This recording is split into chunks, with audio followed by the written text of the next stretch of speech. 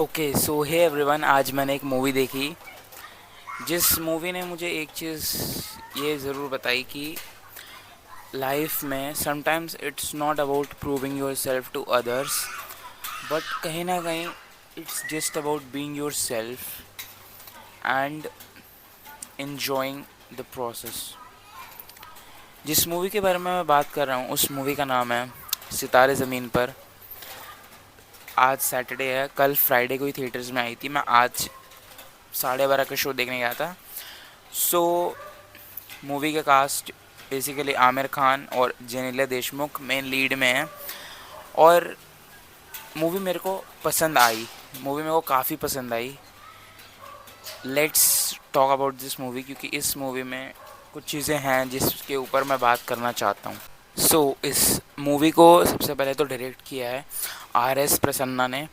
और मैं एक चीज़ बोलना चाहूँगा कि डायरेक्टर ने एक चीज़ बहुत अच्छी करी है कि he has kept the movie very simple. और जिस जिस जगह पे मूवी को जो जो इमोशंस शो करने थे वो चीज़ वो डिलीवर करती है। मूवी बहुत ज़्यादा तुम्हें कॉम्प्लिकेट नहीं करेगी, मूवी जस्ट सिंपल है। और मूवी की सिनेमाटोग्राफी रॉ फील होती है, थोड़ी सी सैचुरेशन है सिनेमाटोग्राफी में जो देखने में अच्छा लगता है, आई को प्लीज़ करता है। अब ऑनेस्टली मैं इस मूवी को लेके बहुत ज़्यादा न्यूट्रल था। मतलब मेरे को समहाउ ऐसा अंदर से फील आ रहा था कि ये मूवी डिसेंट होगी, डिसेंट वॉच होगी, ख़राब मूवी नहीं होगी, ये तो मेरे को पहले से पता था।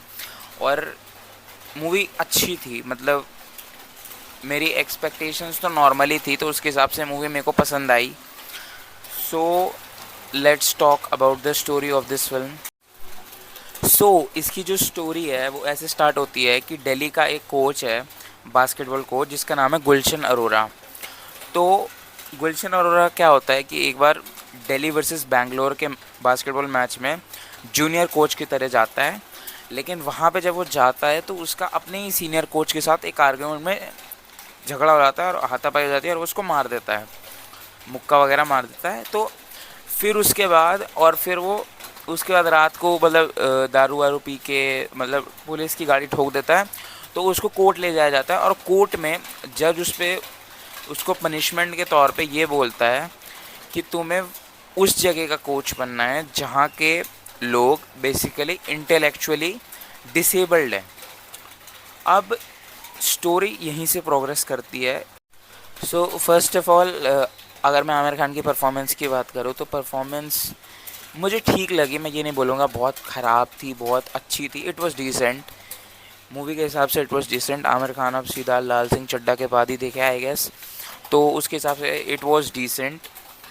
और अब जो इसका मेन कैरेक्टर की बात आती है कि जो गुलशन अरोड़ा का जो कैरेक्टर था वो थोड़ा सा उसको मतलब मैं ये नहीं बोलूँ कि एरोगेंट रूड दिखाया, लेकिन उसको थोड़ा सा इग्नोरेंट, थोड़ा सा लेज़ी और थोड़ा सा वैसा जिसे दिखाते हैं ना typical Delhi type of guy, मतलब जो पंजाबी दिल्ली फैमिली वाले लड़के हैं वैसे टाइप का उसको थोड़ा सा दिखाया है।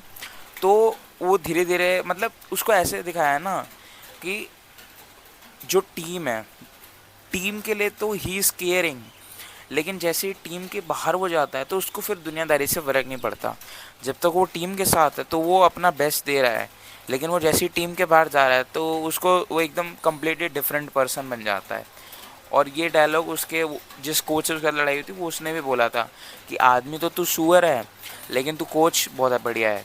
तो ये चीज़ इन्होंने मतलब डिफरेंशिएट पूरी करी है मूवी में। मतलब ये तुम्हें देख के पता चल जाएगा कि जब ये कोच है तो ये कोच है और अच्छा कोच है, लेकिन जब ये आदमी है, जब ये रियल लाइफ में आदमी है तो ये एकदम सुअर आदमी है। ये चीज़ देख कर ही पता लग जाती है।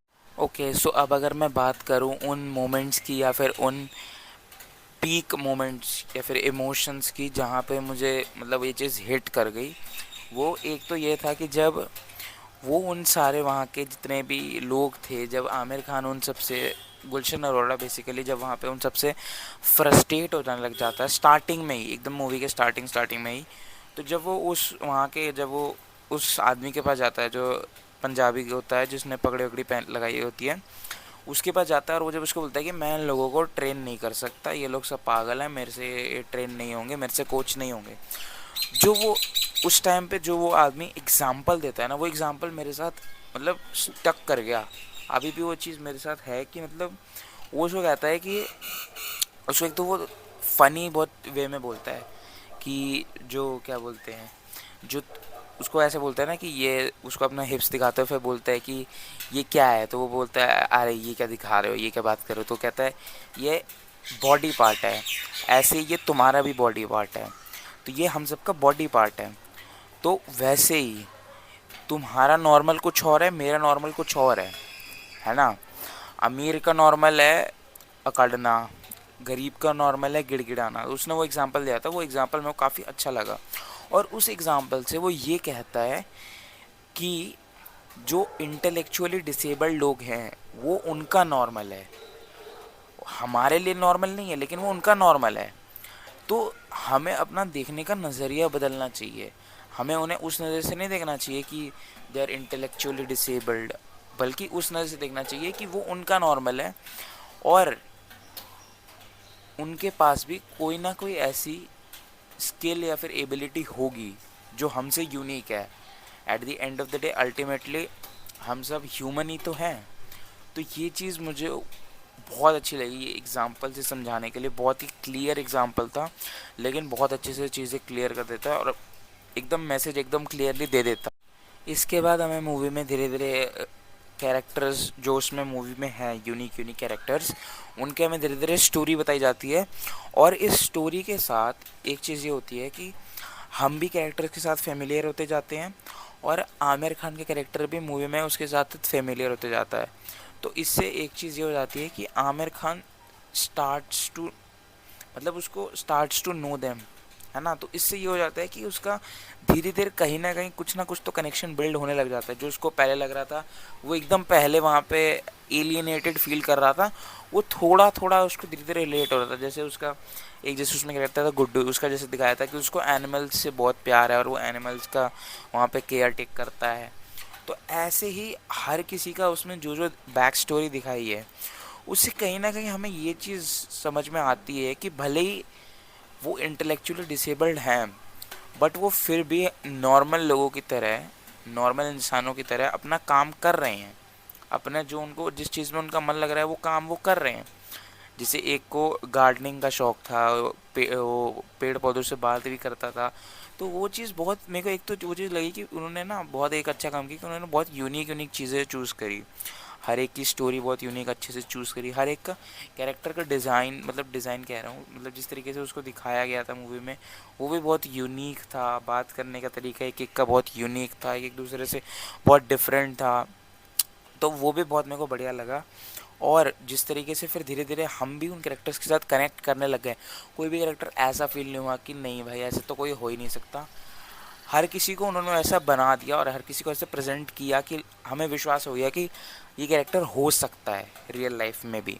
तो ये चीज़ मेरे को बहुत पसंद आई कि जिस तरीके से धीरे धीरे हम कैरेक्टर्स के साथ कनेक्ट करने लग गए, just like Aamir Khan in the movie. फिर इसके बाद एक कॉन्वर्सेशन जो मेरे साथ स्टक कर गई या फिर स्टिक कर गई अभी भी, वो ये थी कि जब आमिर खान ऐसी मतलब गुस्से में वही वो लोग कर नहीं रहे थे जैसे वो कह रहा था, तो वो ऐसी बस बोल देता है कि जिनके घर में ये पैदा होते हैं वो लोग खुश थोड़ी रहते हैं। और फिर उसके बाद वो उसको एक एग्ज़ाम्पल देता है, जो वहाँ का बंदा होता है वो उसको एग्ज़ाम्पल देता है कि ये लोग, ये जो हैं इंटेलेक्चुअली डिसेबल्ड लोग, ये इनकी सबसे बड़ी जो इनकी खासियत है वो ये है कि ये कभी भी घर को बूढ़ा नहीं होने देते। ये हमेशा, क्योंकि इनका दिमाग अभी भी वो 7-8 साल वाले की तरह और हमेशा वैसे ही रहेगा बच्चे की तरह, तो ये कहीं ना कहीं उस घर को कभी भी बूढ़ा नहीं होने देंगे। और ये लाइन ने मेरे को सोचने पे थोड़ा मजबूर कर दिया। इस लाइन ने इतना कुछ बोल दिया ना, जो शायद पूरी मूवी में आप सोचोगे कि पूरी मूवी बस ऐसी ये लाइन ऐसे निकल जाते हैं बोल के, लेकिन कहीं ना कहीं जब इस लाइन के बारे में आप सोचते हो ना तब आपको हिट होता है कि उस आदमी ने क्या बोला है। बेसिकली उसके कहने का मतलब ये निकलता है कि जो नॉर्मल लोग हैं, जो हम लोग हैं, जो हम अपने आम दुनिया में जो जी रहे हैं, हम अपनी लाइफ में इतने ज़्यादा बिज़ी हैं, इतने ज़्यादा हम लोग अपनी लाइफ में ग्रो करने के चक्कर में, इतने ज़्यादा हम खुद को बड़ा करने के चक्कर में, खुद को बड़े लेवल पे ले जाने के चक्कर में इतने ज़्यादा बिजी हो चुके हैं कि हम उन छोटी छोटे मोमेंट्स, उन छोटी छोटी चीज़ों को धीरे धीरे भूलते जा रहे हैं। और उसकी वजह से हमारे जो घर के जो बूढ़े लोग हैं वो डिस्कनेक्ट होते जा रहे हैं हमसे, या फिर हम उनसे डिस्कनेक्ट होते जा रहे हैं। और जिस वजह से धीरे धीरे जो घर एक टाइम पे जब हम छोटे थे तो कैसे वो घर खिलखिलाता था, और अब कहीं ना कहीं वो घर धीरे धीरे बूढ़ा होते जा रहा है और उस घर में अब कोई खिलखिला नहीं रहा। फिर इसके बाद एक और सीन आता है, बेसिकली आई थिंक इंटरवल के जस्ट पहले आता है, कि जब वो गुड्डू का कैरेक्टर जो होता है उसमें मूवी में, वो जब बेसिकली उसको नहाना होता है तो उसकी बेसिकली वीकनेस थी कि वो उसको नहाने से डर लगता था हमेशा से। और ये कोई बहुत बड़ी चीज़ नहीं है, ये छोटी सी चीज़ है। तुम्हें लगेगा कि नहाने से डर लगना ये तो ऐसे बच्चों वाली बात है, ये क्या है, लेकिन कहीं ना कहीं ये चीज़ बहुत लोगों के साथ होती है। मैंने ये चीज़ देखी है, मैंने बहुत लोगों में नोटिस करी है। किसी को हाइट का फोबिया होता है, किसी को ऐसे मतलब कमरे का फोबिया होता है, क्लॉस्ट्रोफोबिया शायद कहते हैं उसे, और किसी को एक्रोफोबिया होता है, वही हाइट का फोबिया, तो उसको वाटर का फोबिया था। तो ये चीज़ बहुत नॉर्मल है कि उसको बेसिकली डर लग रहा होता है कि वो पानी में क्या करेगा। तो वो जब वहाँ पे एक चूहा गिर जाता है पानी के अंदर और उसको एनिमल से प्यार था, तो वो उस चूहे को बचाने के लिए पानी में कूद जाता है, और तभी वो उसको मतलब वो लोग मोटिवेट कर देते हैं कि अब नहा ले, अब तू पानी में आ गया है। तो ये चीज़ बहुत छोटी सी है, और इस चीज़ को देख के मुझे ये रियलाइज़ हुआ ना, ये मूवी में ना एक चीज़ बहुत अच्छे से दिखाया है कि लाइफ को उतना ज़्यादा ना कॉम्प्लिकेट करने की ज़रूरत नहीं है। और यही चीज़ें तुम्हारी छोटी छोटी मोमेंट्स हैं जो तुम्हें आगे आके याद रहेंगे कि हाँ, मैंने एक टाइम पे मेरे को ऐसे डर लगता था पानी से, और फिर उसके बाद ऐसे उसमें मैं गया था पानी में और मैंने फिर उस डर को ओवरकम कर लिया था। तो वो चीज़ तुम्हें याद रहती है कि मेरा जो डर था बचपन से, मैंने उस डर को ओवरकम कर लिया।